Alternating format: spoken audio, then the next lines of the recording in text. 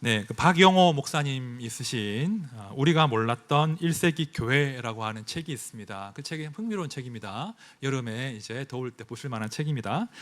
그 책 12장 타이틀이 참 재밌습니다. 그리스도인들은 왜 박해를 받았을까? 흥미로운 주제를 다루고 있는데요. 제가 잠깐만 내용을 소개하겠습니다.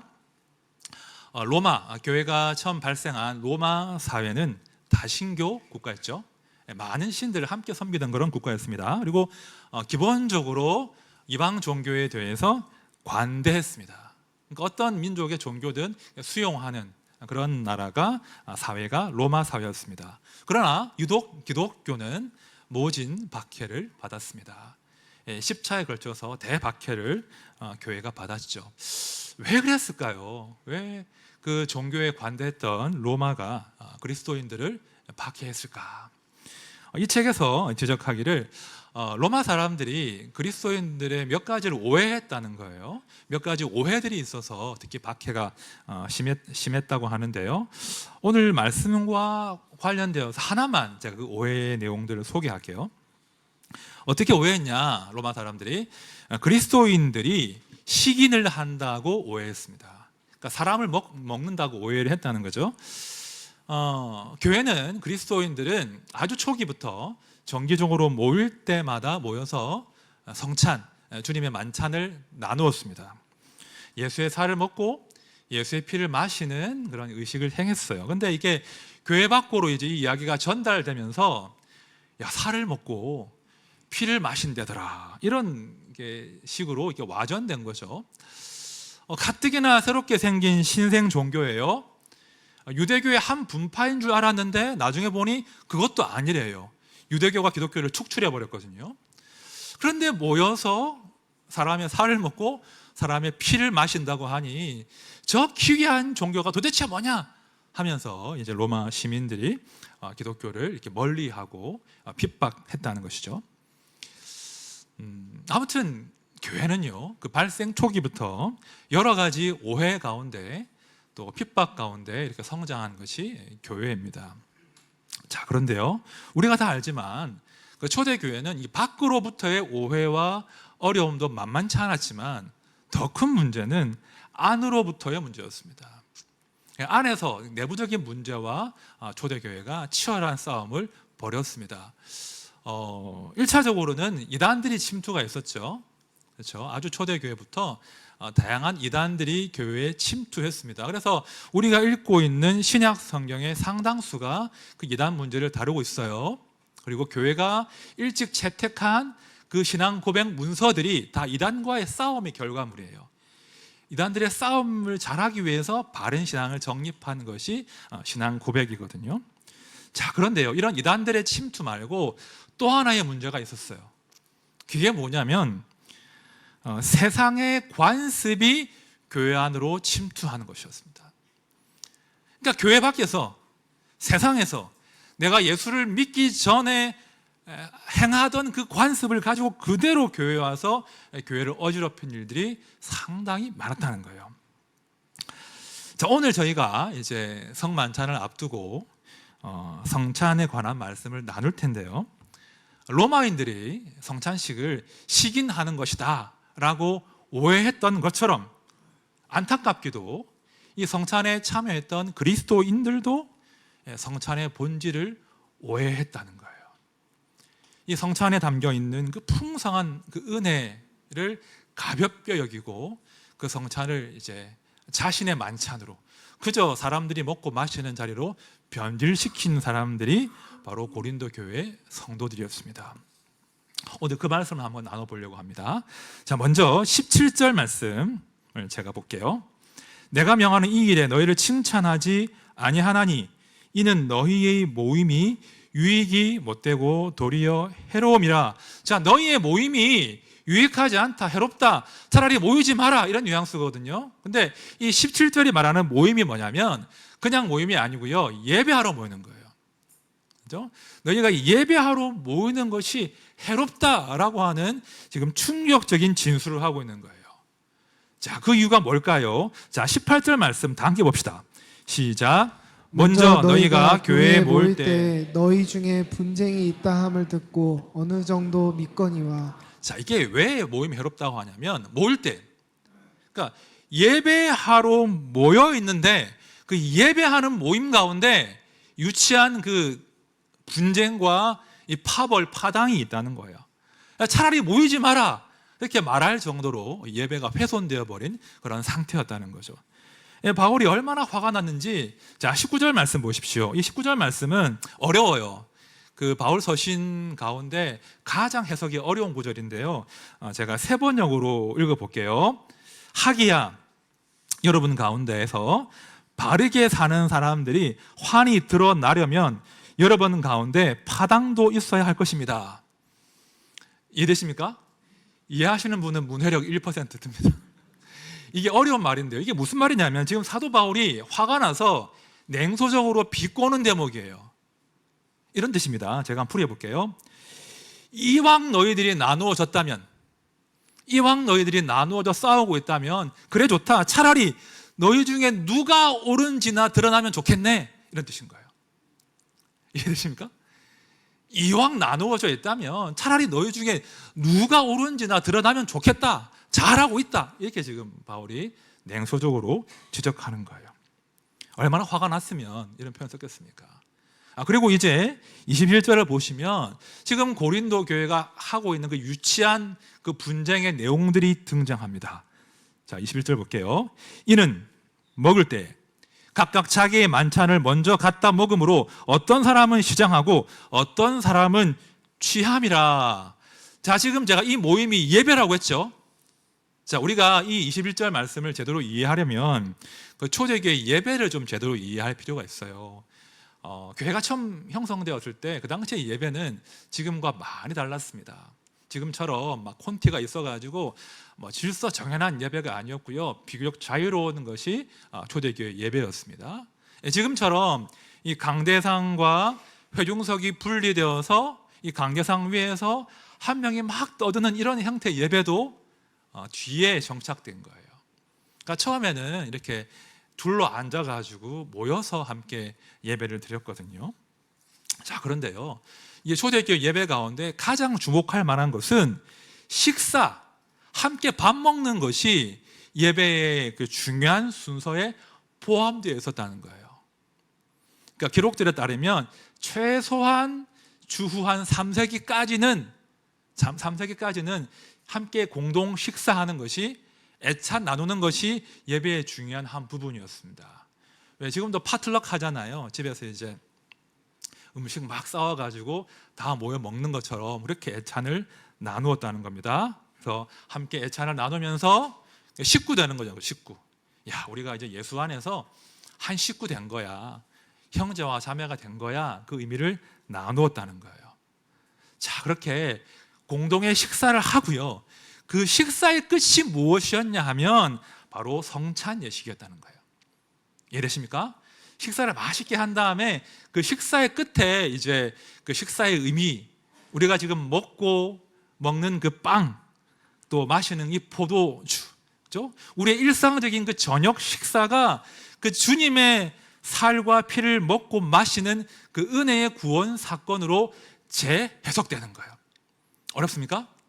그러니까 밥 먹는 건데, 그렇죠? 밥 먹고 포도주를 마시는 건데 다 한 다음에 끝에 다시 우리가 먹은 것은, 우리가 마신 것은 주님의 살이고 주님의 피야 라고 하면서 성찬으로 식사를 마무리했다는 겁니다.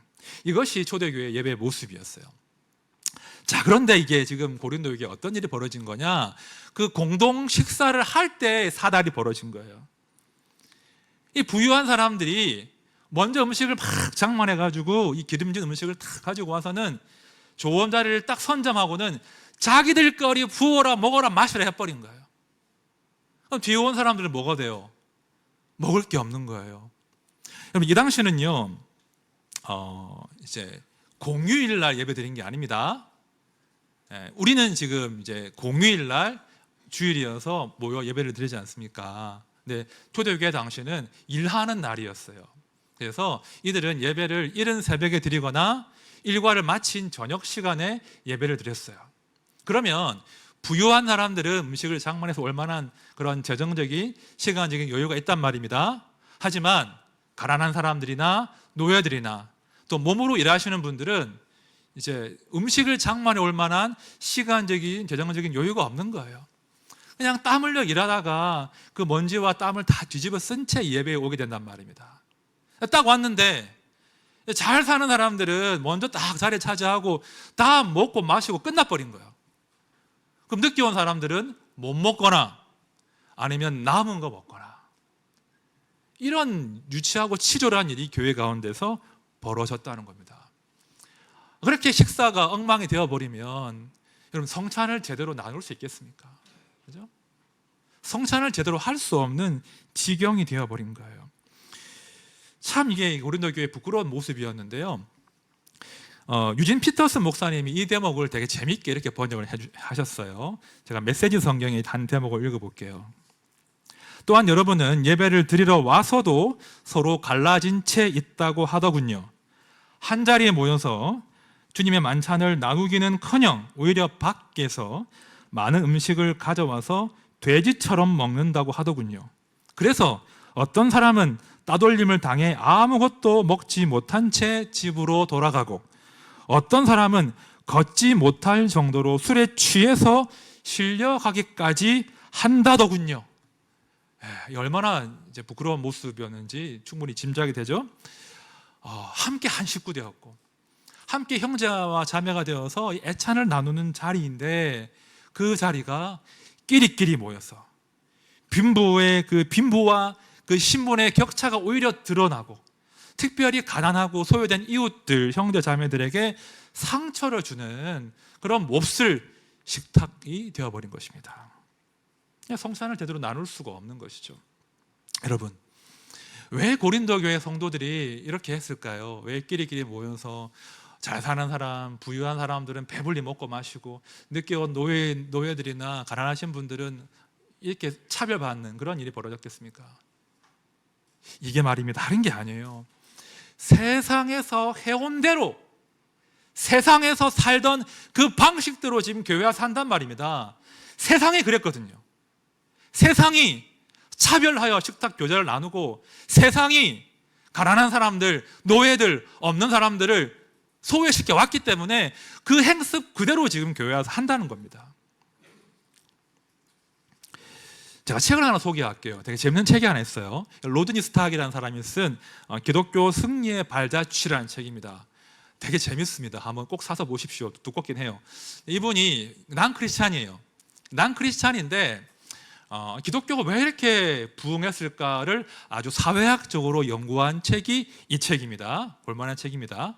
이 책을 보시면 초대교회 당시에 교회가 아닌 다른 이방 종교가 어떠한지를 잘 설명해요. 제가 좀 풀어볼게요. 당시 로마 시대의 이방 그 종교는요, 이방 신을 섬길 때는 소수의 특권층만 신전 출입이 허용되었습니다. 소수의 돈 많은 그 특권층만 신상이 모셔도 있는 신전 출입이 허용되었고요. 대다수의 평민들과 노예들은 신전에 출입할 수 없었습니다. 대신 신전 밖에서, 신전 마당에서 벌어지는 그 종교 행사를 구경하는 거예요. 예배 본다, 그게 그런 말입니다. 예배를 볼 뿐이었고 그 제사에 참여할 수는 없었습니다. 아무튼 소수의 특권층이 신전에 출입해서 돈을 많이 들여서 제물을 사서 제물을 바치지 않겠습니까? 그럼 제물을 죽여서 신에게 제사를 드려요. 주로 뭐 소나 양들을 잡겠죠.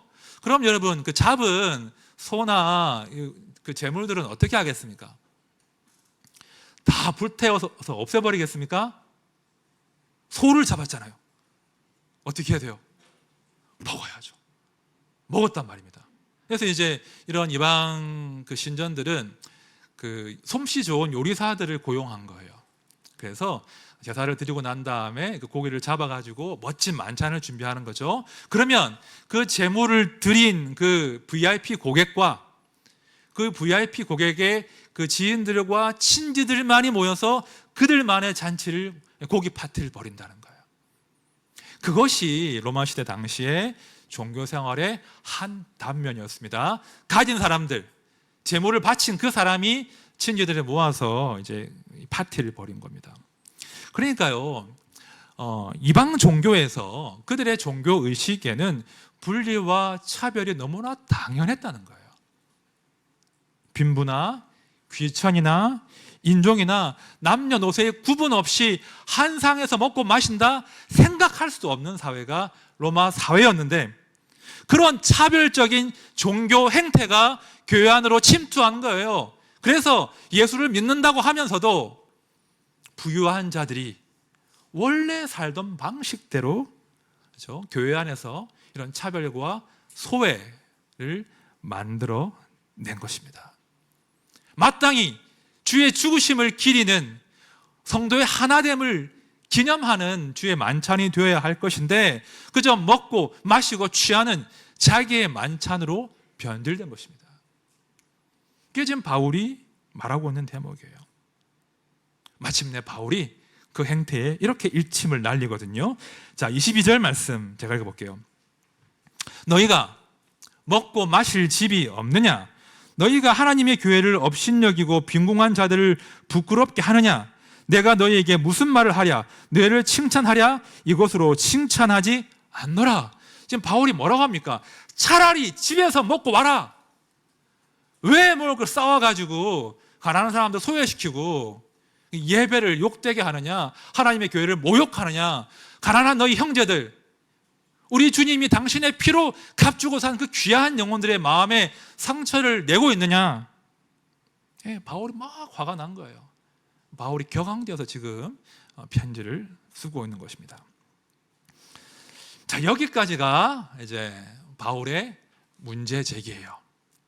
그리고 이제 23절 이하에서 본격적으로 너희가 모욕하고 있는 그 주의 성찬이 얼마나 영광스럽고 특별한 것인지 이제 강론하기 시작하는 거예요. 이제 본론으로 들어갑니다. 내용이 길더라고요. 제가 그래서 오늘과 다음 두 주로 할 겁니다. 서론 지금 마친 거고요. 오늘 잠깐 하고 다음 주에 한 번 더 하겠습니다. 자, 24절과 25절 말씀 우리가 볼 텐데요. 우리 같이 읽어보겠습니다. 시작. 축사하시고 떼어 이르시되 이것은 너희를 위하는 내 몸이니 이것을 행하여 나를 기념하라 하시고, 식후에 또한 그와 같이 잔을 가지시고 이르시되 이 잔은 내 피로 세운 새 언약이니 이것을 행하여 마실 때마다 나를 기념하라 하셨으니. 자, 말씀을 관찰해 보면 제가 표시한 부분 확인하셨죠? 반복되는 예수님의 명령이 있습니다. 뭐죠? 나를 기념하라. 자, 기념하라는 기억하라 이런 의미예요. 지금 예수님께서는 성찬식을 제정하시면서 또 성찬을 나누시면서 두 가지를 기억하라고 명령하신 거예요. 자, 좀 더 자세히 이야기하면, 정확하게 이야기하면 예수님께서 우리를 위해서 행하신 두 가지 구원 사건을 기억하라 지금 명령하신 겁니다. 자, 우리가 기억해야 될 성찬 가운데 두 가지 구원 사건이 뭐냐? 첫 번째는 우리를 위하여 자기 전부를 내어주신 예수님을 우리가 기억한다는 거예요. 여러분, 이게 무슨 말입니까? 우리를 위하여 자기의 몸을 내어주셨대요. 너희를 위하는 내 몸, 그죠? 이 말은 당신의 생명과 당신의 전부를 지금 예수님께서 내어주신다는 말씀이에요. 나를 먹어라 이렇게 지금 말씀하시는 겁니다. 여러분, 사람은 먹어야 살죠? 그죠? 그 먹는 것이 내 삶의 질을 좌우해요. 내가 먹는 그것이 나의 삶을 형성하고 나를 살게 하는 거예요. 잘 먹어야 돼요. 그죠? 무엇을 먹는가가 그 사람의 인생을 좌우한다는 거예요. 결국 먹는 것이 우리를 지배하게 돼요. 그런데 지금 우리는 이 말씀에 근거하며 뭘 먹습니까?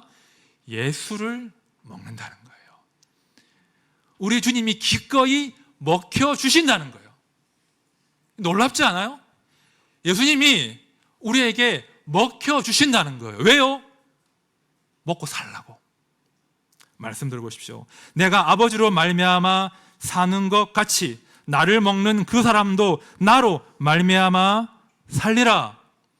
우리 주님은 우리를 살리시기 위해서 자신을 내어주시고 자신이 먹히십니다. 다시요, 우리 주님은 우리가 당신을 먹기를 바라세요. 이게 무슨 말인고 하니 우리는 성찬에 참여할 때마다 예수를 먹는 것이고 예수가 우리 안에 들어오시는 것이고 이제 예수의 말씀과 인격과 그분의 생명과 사랑이 우리의 것이 된다는 거예요. 성찬은 쉽게 볼 것이 아니에요. 이제 예수께서 우리 안에 들어오셔서 우리의 전 생애를 당신의 것으로 만드시고 우리를 지배하시는 시간이 시작되었다. 이것이 우리가 예수를 먹는다는 말에 함의되어 있는 것입니다. 우리의 생명, 우리 삶의 목표, 우리가 오늘을 견뎌내고 살아가야 될 그 이유가 예수 안에서 재해석되는 거예요. 우리의 소망의 이유가 예수 안에서 재해석된다는 말입니다. 여러분, 성찬은 함부로 드시면 안 돼요. 예수의 몸을 먹는 것은 엄청난 모험이에요. 이제 예수에게 내 인생 전부를 걸겠습니다. 그런 각오로 우리가 성찬을 참여하는 거예요. 바꿔 말하면 우리가 성찬에 참여할 때마다 예수께서는 내가 너에게로 들어가 너의 인생 전부를 책임지겠다라고 선언하시고 약속하시는 거예요. 이게 얼마나 복된 식사인지 모릅니다. 그렇죠? 내가 너의 인생 전부를 책임지는 새로운 시대가 열린 거야 라고 지금 성찬의 의미를 설명해 주시는 거예요. 이게 우리가 기억해야 될 첫 번째 구원 사건이에요. 자, 두 번째는 뭐냐? 예수의 피로 세우신 새로운 언약을 우리는 기억해야 돼요. 예수의 피로 이제 새 언약의 시대가 열렸다. 이걸 기억하라는 말씀입니다. 자, 이 말씀은요, 새 언약이 세워졌다는 것은 어떤 것을 함의합니까? 옛 언약의 시대가 저물었음을 함의하는 거예요. 옛 언약은 이제 끝났고 이제 새로운 언약의 시대가 열렸다, 그런 말씀이거든요. 사실은 이 대목만 해도 설교를 시리즈로 해야 될 만큼 긴 내용이에요. 그래서 제가 짧게만 정리하겠습니다. 잘 따라와 주십시오. 여러분, 언약이 무엇인지를 다 알아야 돼요. 언약. 자, 언약에는요 두 가지 요소가 포함되어 있어요. 자, 화면 보십시오. 첫 번째, 상호 간의 관계 설정이 포함되어 있습니다. 두 번째는 상호 간의 약속과 의무, 이것이 언약에 다 담겨 있는 내용이거든요. 하나님께서 이스라엘 백성들을 이제 애굽에서 탈출시키시지 않습니까? 그들을 해방시키십니다. 그들을 자유롭게 하신 다음에 하나님께서 자, 이제 내가 너희를 해방시켰으니까 자유다, 마음대로 갈 길 가거라, 그러셨습니까? 그러셨나요? 아니거든요. 마음대로 가거라 하신 것이 아니라 그들을 붙들고 그들과 언약을 체결하셨습니다. 어디에서요? 시내산 아래에서. 자, 그 언약 체결 내용을 보시면 너무 간단해요. 일단 관계 설정.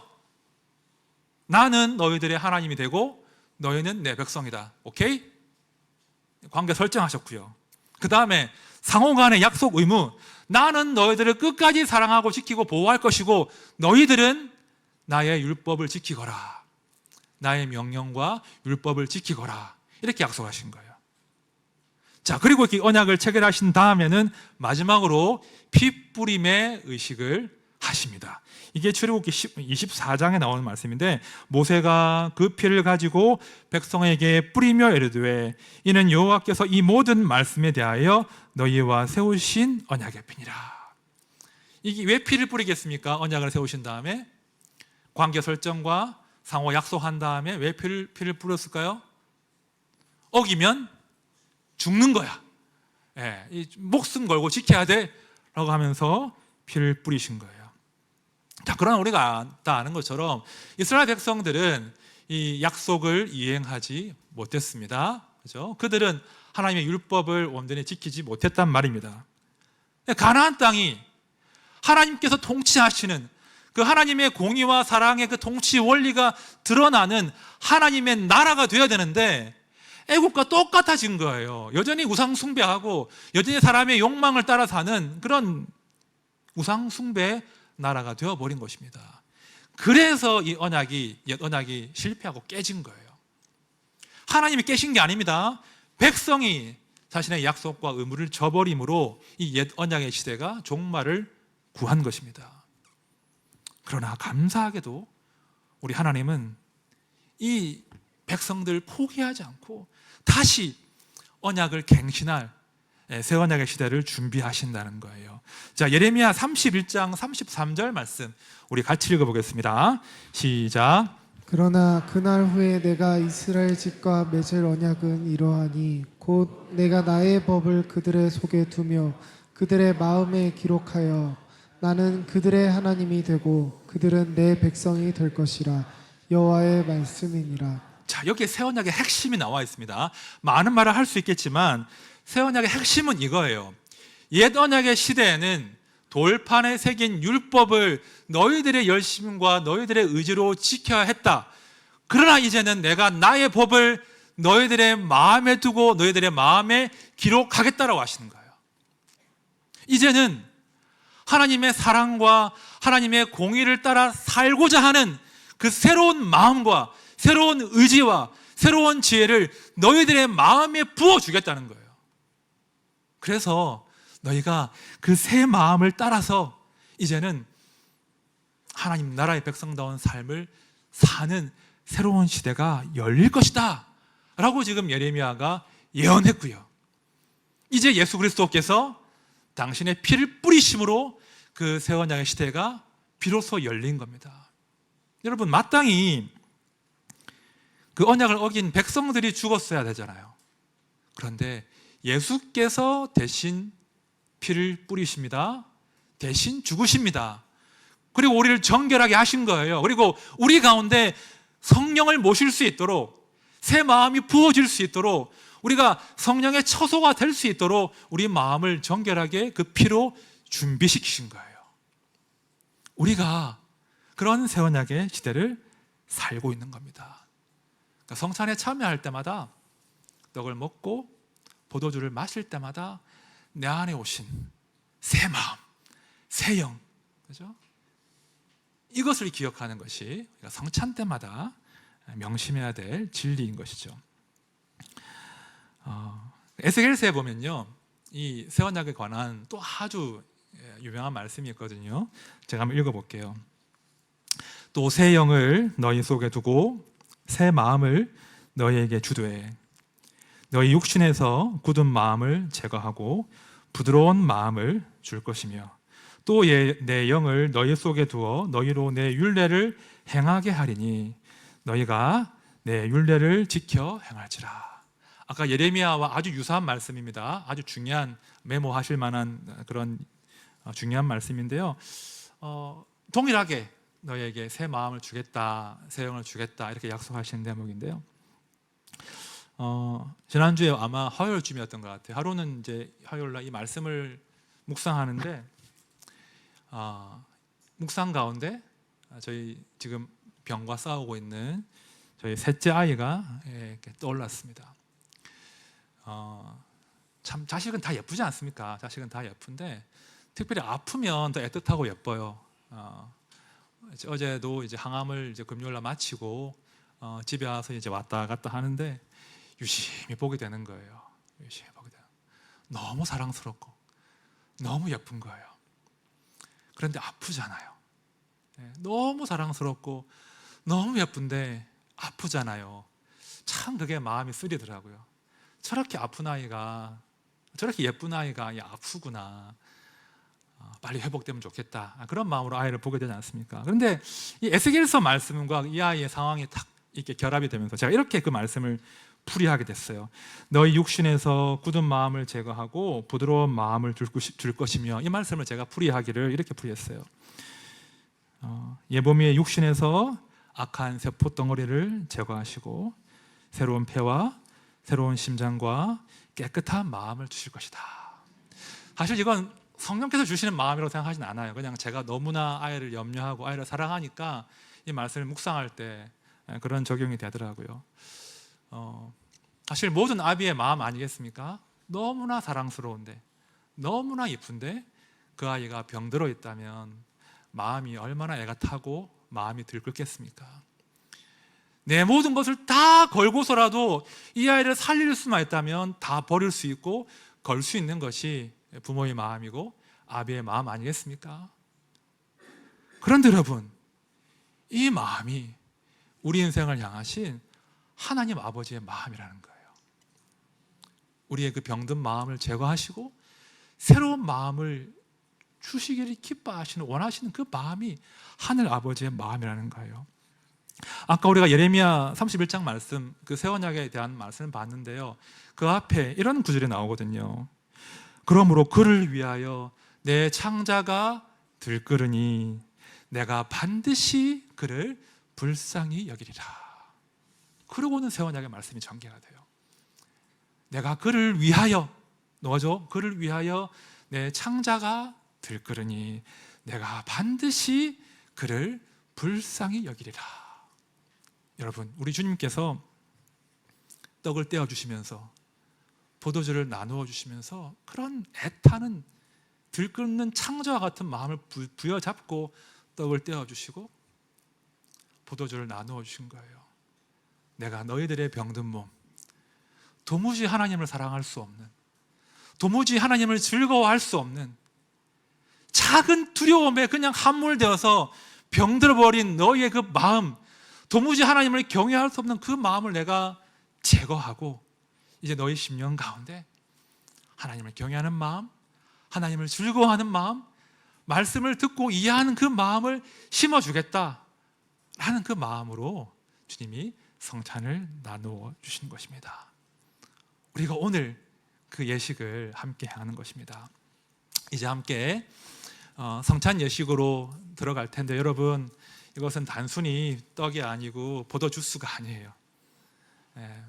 우리가 믿음으로 이 성찬에 참여할 때 예수께서 우리 안에 들어오시고 우리의 삶을 지배하시고 책임지시고 우리 안에 새 마음을 창조하시는 거예요. 이 믿음으로 함께 즐겁게 성찬에 참여하도록 하겠습니다.